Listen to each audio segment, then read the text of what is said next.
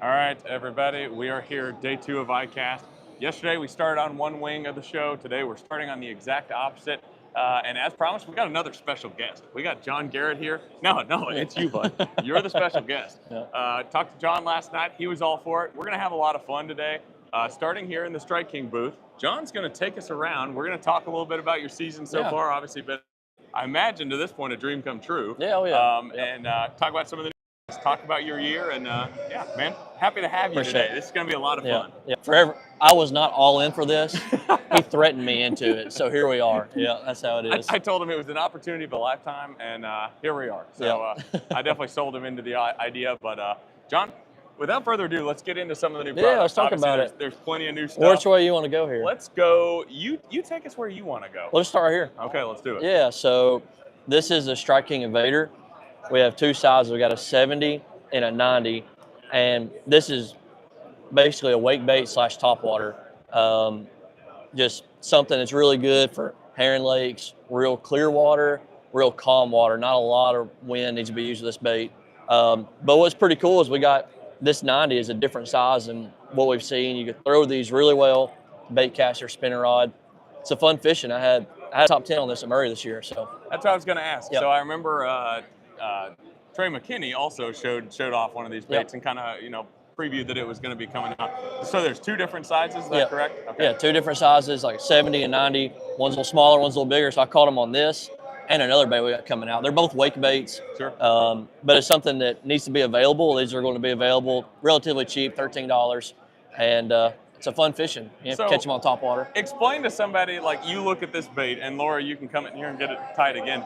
Like, most normal people would see that and be like, how do you work that? Like, explain to me, like, cast to catch, the situations, one, that you might throw a bait like that. Yeah. And then number two, how you're working it. Like, there's a lot of different variances of how you can work that bait. So even you can work this bait. Yeah, I know. Even saying a lot. So that's saying a lot. So this bait it does its own work. So you throw it out, keep your rod up, and just wind it in. And that bait's just going to wobble. It's going to look like just like an injured bait fish on top of the water. Leave a small ripple, just like you'd see a crippled minnow or a shad or something. It works itself, so just throw it out, rod up, and wind it in. It does everything else for you. So I know you mentioned another bait that you used at Murray. Yeah. I remember that vividly because, sitting there doing top 10 pictures, you showed off the wake shad, I guess is what it's called, which is a bait that Strike King had previously made, discontinued, and then are bringing it back. And I remember you and I talked about it that morning in the parking lot. Those wake shads on like eBay and stuff were like selling for a good amount. Because that's a really popular bait. So let's take a hike over there. We might have to, like yesterday, we might have to fend off some folks. Let's see here. Where'd they go? They're over here. Yeah. We're going to slide in here if y'all don't mind. You mind if we get these? Yeah. So we had to push people. There she is. Yeah, there we are. Promised. We're having to, fend some people off. Yeah, for sure. Yeah, but this is a wake shad. So this bait was out 7 to 10 years ago, and they discontinued it. All of us started crying about it because we loved it, and it was kind of our fault they discontinued it because we all kind of kept it a secret and didn't push it out to the public. But now we're running out of them, so we needed more. So here it is. What we have is the same exact bait, same mold, just some new colors, but have new hooks on it. Almost the same rig as that Invader. It's a wake bait. Sure. So. And you mentioned the new colors. I remember, when the bait was out previously, it seemed like a lot of sexy shads, like kind of a ghost minnow. Looking at some of the new colors, that's pretty sharp. And if I can hold it here, pretty sharp color patterns. At Murray, what was the one that you were throwing specifically? Do you remember the color? I was throwing the green gizzard, a translucent color. And this is why we come out with new colors, because we realize this bait really excels on clear water fisheries. Herring, like Lake Murray, Hartwell, real clear water fisheries. Sure. And we have the traditional colors for stained water as well. So again, similar to the way we talked about the Invader, cast or retrieve, like your favorite way to work that bait. Like, I know you can work it slow, but like how do you vary your retrieves to try to trigger a reaction? Yeah, so instead of having your rod up like you do the Invader, it's more of a pointed straight at it. So it's real straight at your bait. And if it's real calm, I like to burn it with speed. Move it real fast. It literally is this much under the water, but the back of it's out.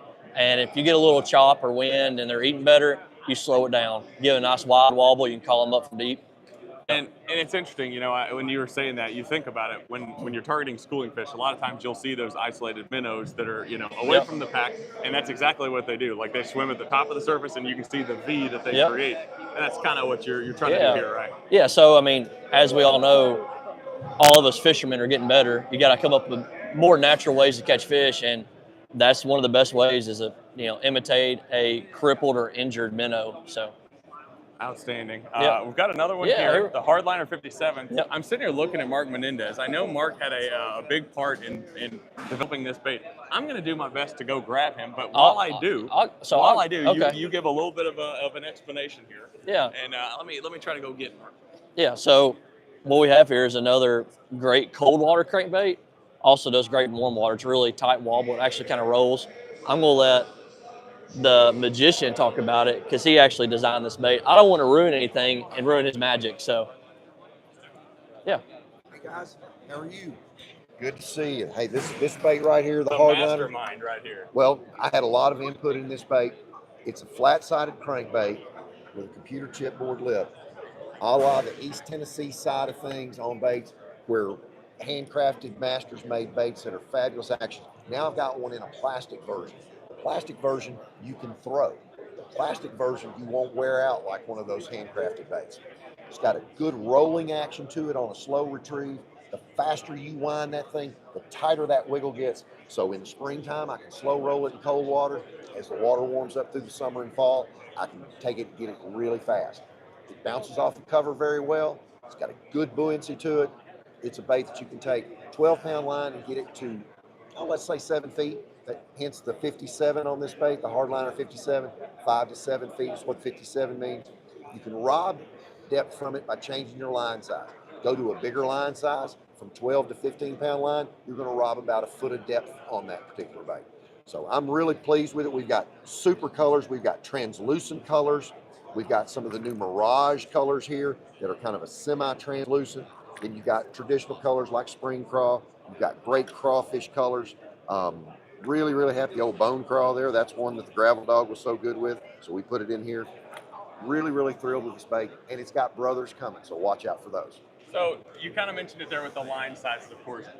You know, for somebody watching, tell us your preferred setup, like rod, reel, like the easiest way to fish this, you know, as far as setups concerned. Well, as far as rod, I'm a composite guy with a crankbait, because as we become better fishermen and we feel that crankbait moving, if that fish addresses that crankbait, what do? We take it away from it. So a composite rod doesn't allow that feel to get to my hand, to get to my brain as quick, so that bass can eat that crankbait. So a David Fritz and a 6/8, sometimes I like a 7/5 to 1 to fish this bait faster, like the new Custom Pro reel, or a 6/8 to 1 where I can fish slow that down and not bring as much line to me. So bait casting, composite rod, and the composite rod, you can be pretty accurate with it too. So that's my basic setup on it. Perfect. Mark, we appreciate you stopping by and telling us. We had to hear it from the mastermind himself on the Hardliner. So we appreciate you. Well, thank you so much. You guys have a good day. The legend. Absolutely. Yeah. Absolutely. I've said this for a long time. Fishing with Mark Menendez might be one of my favorite things to do because he's so calculated and everything, you know, makes sense. He makes it make sense. I want to buy these now. After that speech. Yeah, for sure. There's no question. Yeah. So we'll take a move over here. Yeah. I know there's a ton of new baits. Yeah, for sure. Let's see. This is one that was getting a lot of attention on Bassmaster.com on our new products preview. This is the Final Copy swim bait. Tell us a little bit about that. Yeah. So we have two sizes. First off, we have a 6-inch and a 4.75, and this is a pre-rigged swim bait. And what is a little different about this bait than some of the other ones, it's real front heavy, so you're able to throw it and cover water. It's not something you have to really slow creep around. Throw either size out, and you can cover water. I caught a lot of fish on the 4.75 at Wheeler, the top 10 I had there. Just a great bait. Pull it out of the pack, tie it on, and start throwing it too. So. And kind of explain that, because I heard Greg Hackney mention the same thing yesterday about the weight of the bait. When you talk about baits in that category, a lot of times it's very slow retrieve. I mean, a lot of guys even use lighter line just so it gets down deeper because you have to do it really slowly. Yeah. Having that extra weight really allows you to, you know, fish more efficiently. Yeah, covering water is what our kind of our sport is now. Is how much water can you fish? And this helps us do it. Like I said, a lot heavier, and stays true when you reel it faster. You can still reel it slower, it gets deeper than most, but you can still cover a lot of water. Right on. Now, if we take this off, are we gonna like? Does it come off? Look at there. I was making Beautiful. sure that the alarms weren't gonna be sounded. Yeah. Go ahead and pick one up and show it. Yeah, this is the first time I've actually got to see it as well. Because we do everything live. Let me see here. And as John mentioned, two different sizes of it. Tristan? A little more finesse profile over on that side. It even shows, kind of shows you the harness style that's working inside of the bait itself. I'm going to swap this to Tristan just for a minute. Yeah. Good. Yeah. I'm going to swap over to my college buddy. He'll cover a couple. From one Bethel guy to another. This is our guy, Tristan McCormack. I've already nailed this. Okay. So don't even try to top it. All right. Former classic bracket champion, Tristan McCormack. How are we doing, brother? Doing good, brother. Good to see you. It's ICAST 2024. That is where we're at. Crazy. Until tomorrow, until they tell us to leave, that's where we're going to be. No doubt. So, John Garrett told us a little bit about the final copy swim bait. What can you tell us? That maybe he didn't. And have you had experience, fishing the bait so far? Yeah. So the final copy, we've had the first run of these a couple months ago, and I actually got to go out there and play with it. So the biggest thing with a big swim bait like this is the harness. That's the most important part. I thought, well, there's the harness right there. But the most important thing is the harness, the magnetic system, because you want to be able to skip this thing under boat docks, and not have the hook come out and fall apart. So the magnet is, we had to improve the magnet. We made it 4 times stronger than the previous one. So this is a super great harness. Also, I don't know if John hit this, you can take that split ring off and move the harness up top. Okay. So you can throw it more like, weedless, like you're skipping around trees, laydowns, whatever it might be. Yep. So that's another cool feature right there. All in all, we have 10 colors in this, a 6-inch and a 375. So 2 great applications of sizes for all different matters. Pre-spawn, spawn, whatever you want to do, we have you covered with it. So super excited about that bait. Let's say for this bigger one specifically, like what is your setup? Because again, there's certainly people in certain parts of the country that don't have a ton of experience throwing a bigger swim bait like this. Not that this is a giant swim bait, but kind of talk to us a little bit about your setup that you're running there. Yeah, so, this is a big swim bait, just looking at it, a 6-inch version. A lot of people think big line, big rod. For me, I don't. I throw it on 15-pound Contra, Strike King Contra. And why I do that is I have a lot more versatility with this bait. It gives it a ton more action with lighter line. Instead of throwing like 25-pound fluorocarbon on it on a 7.6 heavy, I throw it on a 7.4, 15-pound, and I can put this bait about anywhere you want to put it. So that's a real big player. A lot of people don't really hit on, so it's pretty important right there. Perfect. And I know the Pinger Minnow's been a popular one as well. We can, I know there's some folks over there, maybe grab one. Yeah. Tommy, you want to grab us one of those to check out?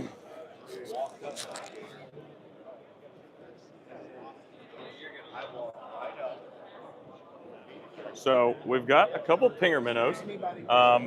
Kind of run us through that, a general rundown of that. The tail, a very unique tail. Yeah. Tell us the importance of that bait. So everybody knows forward-facing sonar. We're not going to get on that topic, but wait, what is it? Yeah, what? Yeah, I've not heard of it. Never heard of it. But anyways, forward-facing sonar is a huge player in the industry nowadays. So here at Strike King, we've got to come out with something that we can release at ICAST for forward-facing sonar that's going to sell and be a good product. So that's what we come up with the pinging minnow. So right off the bat, it's a fully built-in harness here. You don't have to buy a hook or a jig head. Like, this is all in one. So how we're going to sell this is it's going to be a 3-pack. But like Kyle was saying, the tail is super unique. So with this pinging minnow, you can reel it, looking at it on forward-face sonar, maybe throwing it over top of grass at St. years pre-spawn. And that tail, guys, it's hard to even sit here and just hold it without it moving. Tons and tons of action. We're having a 1/4 ounce, 3/8, and a half. So 3 different good options right there. You don't really need to be bigger than a half, in my opinion. This is just a great killer setup, a 3-inch and a 4-inch. So super excited about these two right here. Outstanding. And yeah, you can see, there's a ton of different colors in the bait, Laura. We've got them all laid out over here, and definitely plenty of variety. What happened? Well, one thing I saw yesterday that I definitely wanted to hit on is the striking hair jig. So I know you're a big smallmouth guy, so come on, maybe we can check that out. I know how much Tristan is always jumping in any smallmouth tournament possible. It seems like anytime there's a tournament up north in smallmouth country, you're fishing it. So Big player up there is a marabou jig, you know, kind of a hair jig style. There's almost like a specific style kind of for smallmouth specifically, and you guys have came out with a really nice one here. Yeah, so this is the brand new tour grade hair jig. This is something that we have not had previous in the past. You know, we've kind of been lacking on the smallmouth stuff, so we designed a hair jig. It's got incredible hook in it. Not too big of a hook, but also not too little of a hook. And it's got a great bait keeper on it, so you can throw your little turd on there and really just weight this thing down and throw it a long way. So that's super, super important. Tons of colors, tons of sizes. I'm very, very excited about the brand new tour grade hair jig. Outstanding. Yeah, it's a good looking bait. So is the new fluoro spin, is that a new one as well? Yep. So the fluoro spin is another smallmouth deal that we've been jumping into. See if we can get one out. So the fluoro spin is, we have tons of different unfinished head colors, white, green pumpkin, whatever it might be. We have tons of colors. This is a fluorocarbon base coming out of the head, tied onto the, the blade. So what this allows to do, this thing's gonna move around a ton. It's gonna deflect off things very easily. The most important thing we have too is the bait keeper. Done. Is it just frozen?